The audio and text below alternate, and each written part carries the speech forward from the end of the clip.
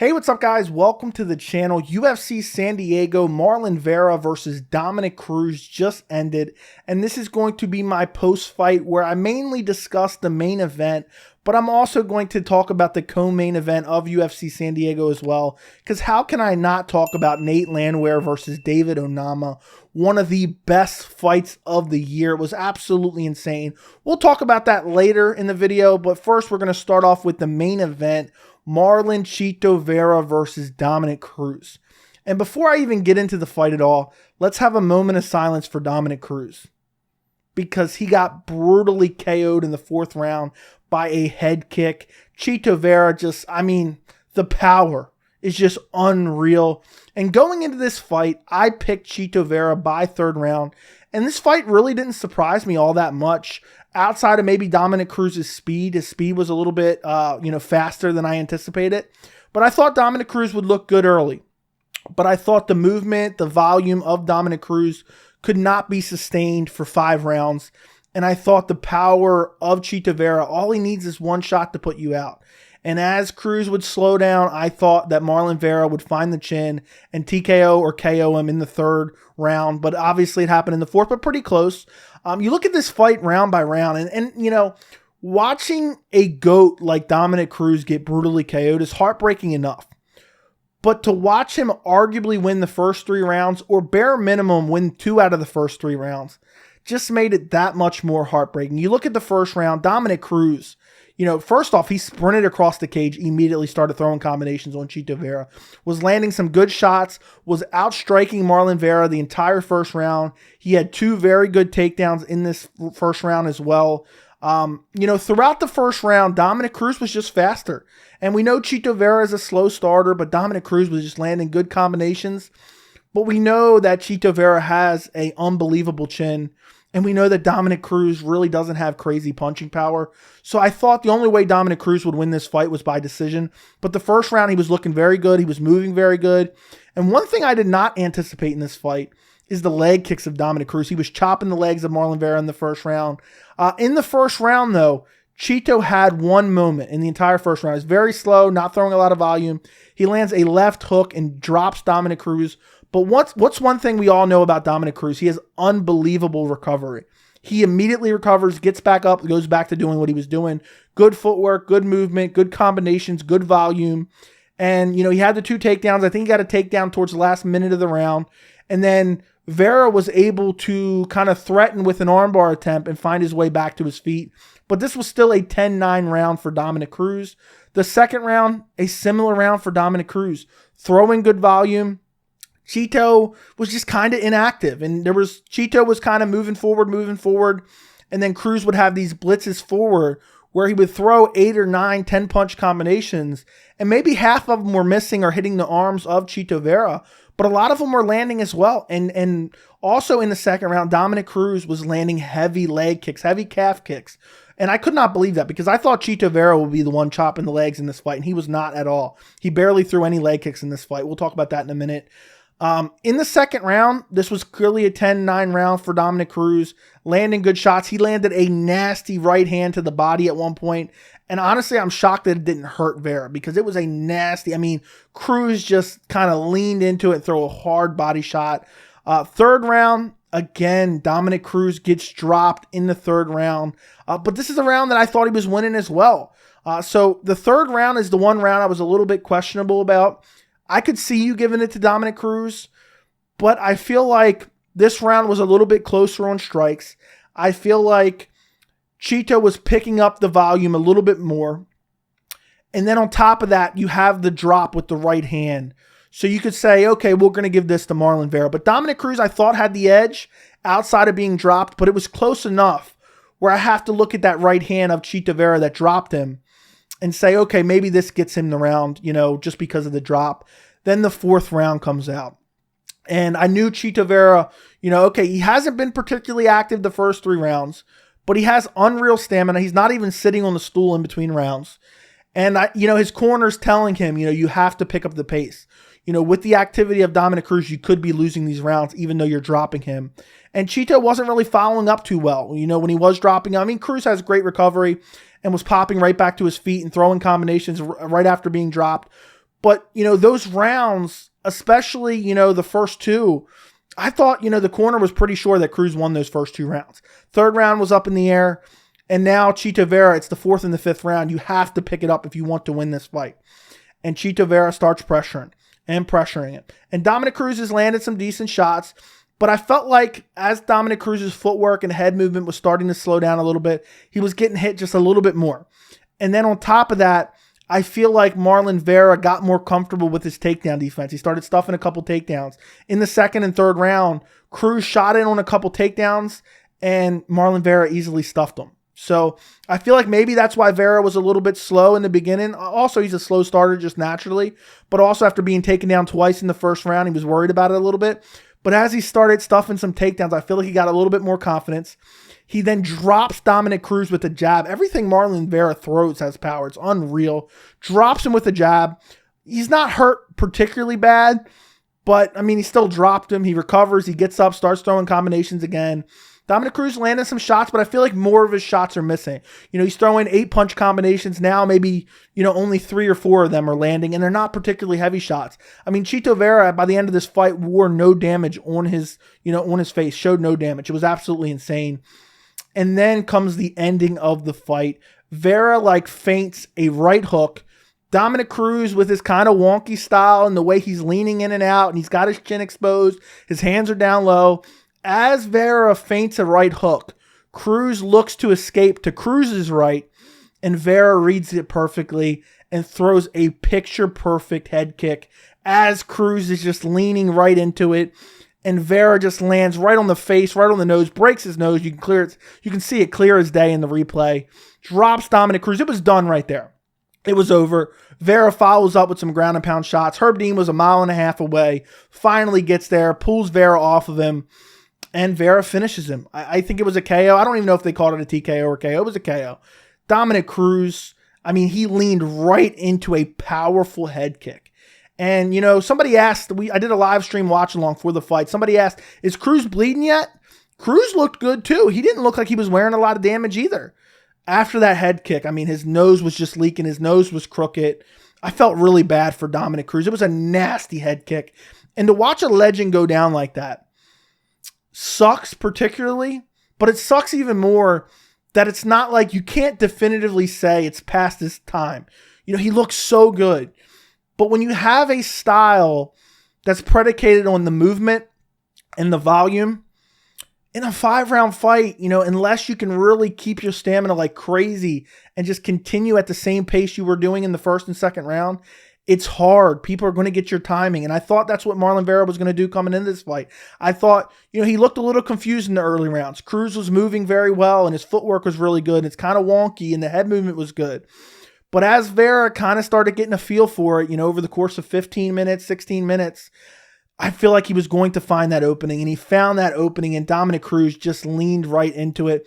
But it's sad because now Dominick Cruz is in a spot. He's 37 years old. You look at the bantamweight division, it's just stacked with amazing fighters. It's an amazing division. It's the best division in the UFC. Some guy keeps commenting, telling me I'm crazy. I think 135 pounds is the best division in the UFC. And Dominick Cruz is in a spot where he's a legend of the division. He's a GOAT of the division, arguably. And now I think this was his last chance. If you're not beating Marlon Vera, how is he going to put a streak together? At 30, it's hard to be 37 in the bantamweight division. It really is. And, he's going to need some time off. He's got a broken nose. Now he's reset. He needs to get back on a winning streak. What's he going to put, a 2-year streak together of a couple wins? And who's he going to fight? And the division's so nasty. I think this is it for, title aspirations for Dominick Cruz, which is really unfortunate because he still looks so good tonight. If this was a division that was lesser, if this was a division that was maybe like a middleweight division, I could see Dominick Cruz fighting for a title next year. Even though he got KO'd, he could put 1 or 2 fights together. But you look at the division, Aljamain Sterling at the top, TJ Dillashaw right there fighting for a title. You got Piotr Jan. You got, Sean O'Malley fighting Piotr Jan. There's just so many great fighters in the division. You got Merab. You got Jose Aldo. It's just, I have a hard time seeing Dominick Cruz getting a win streak together that makes him, have earned a title shot in the 135-pound weight class. And, I haven't felt this depressed after fight. And I love Chito Vera. I absolutely love Chito Vera. I like Dominick Cruz quite a bit as well. But it's just tough seeing a legend, lose like that in the fashion that he lost in. And just knowing that he's still good, but it wasn't good enough. And he got KO'd. I mean, the last time I felt like this was the Tony Ferguson-Michael Chandler fight. Tony Ferguson looked very good in the first round. And then he gets punted in the second round and brutally KO'd.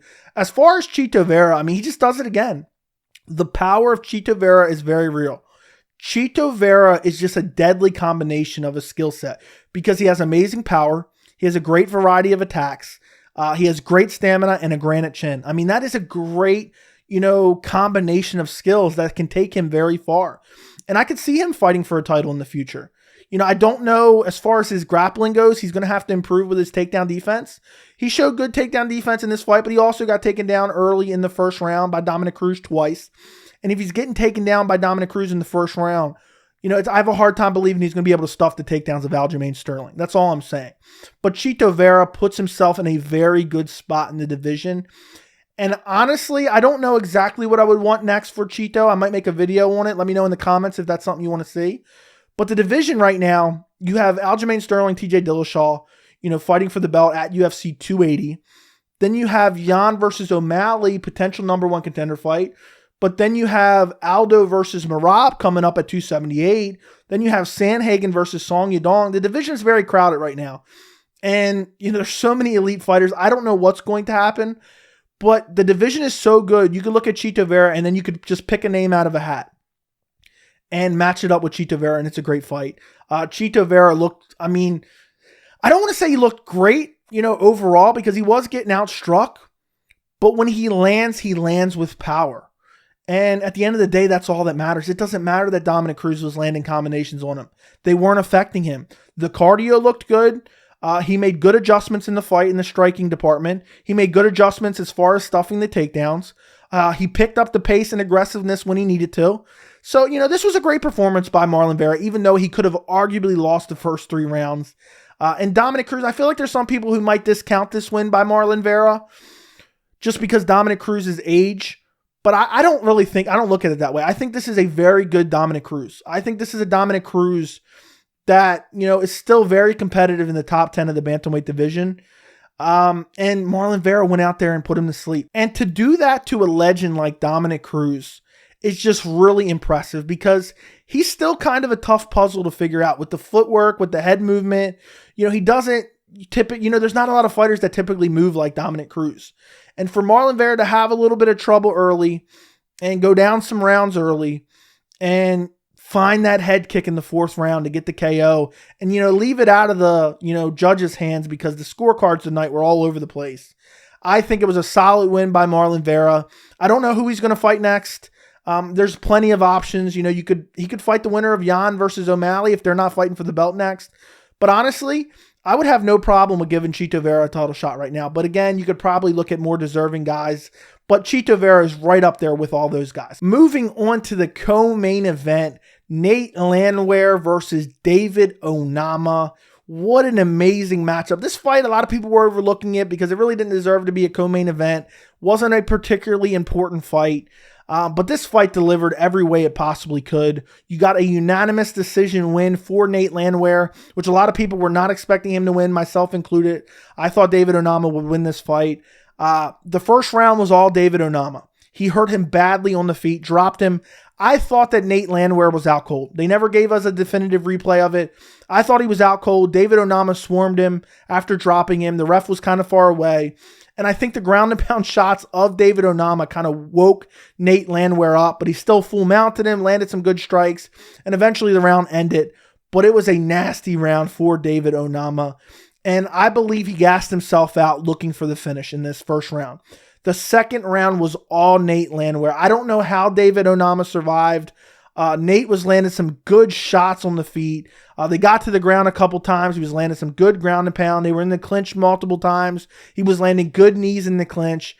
And the ref multiple times was getting close to stopping this fight. But somehow Onama just didn't have the quit in him.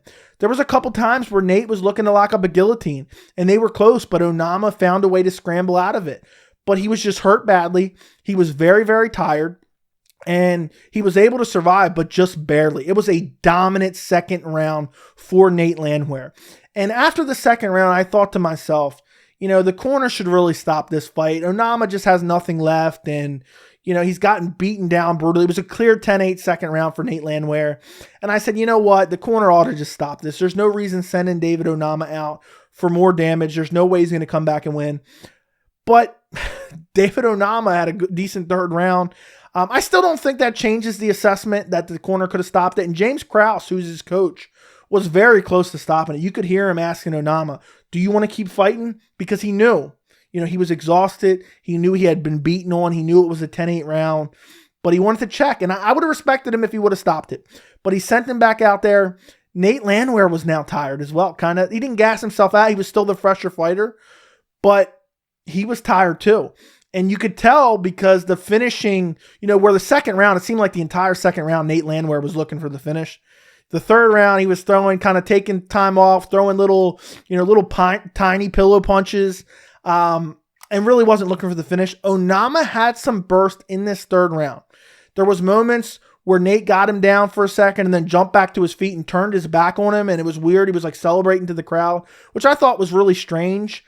Because if Onama would have been able just to sprint at him and throw a big right hand or something, he could have put him out cold because he wasn't paying attention at all. He did this multiple times, and it's because he didn't have the energy to throw any ground and pound, and he was kind of taking a little bit of time to take a breather when Onama was trying to get up. I think that's what he was trying to do.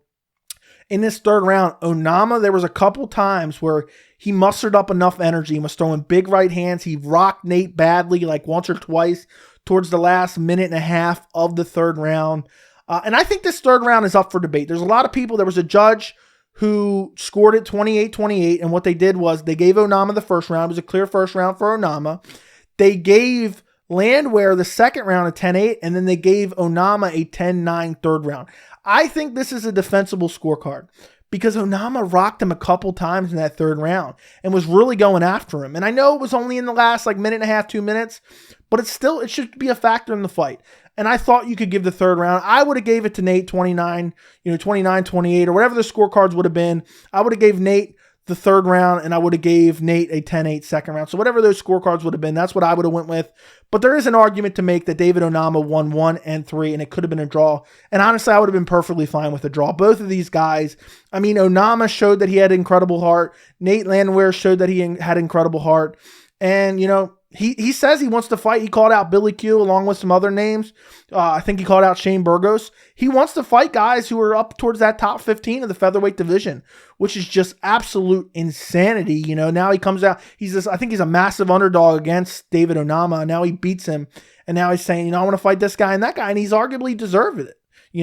This was a great win over. A lot of people were very high on David Onama. And David Onama fought that not that long ago and got a quality win. And for him to come out here and do what he did in that second round and, really put it on him. But this is one of those cases where how good is Nate Landwehr really? Because Onama KO'd him in the first round and gassed himself out looking for the finish. So it's one of those funky fights. I absolutely love the co-main event. I respect Nate Landwehr. I respect David Onama. What an amazing fight. And for David Onama, after getting so badly brutalized in that second round, to come out in the third round and be able to, land some good shots. I thought that was incredible. I still wouldn't have minded if the corner stopped it in between rounds, even though that happened. This was one of the best fights of the year. This was an amazing comeback from Nate Landwehr. And I can't wait to see both these guys back in the cage. It's going to be a while, I think, because they're going to need to rest and recuperate from any injuries they may have. But overall, it was a great fight, and I had a lot of fun with the co-main and main event.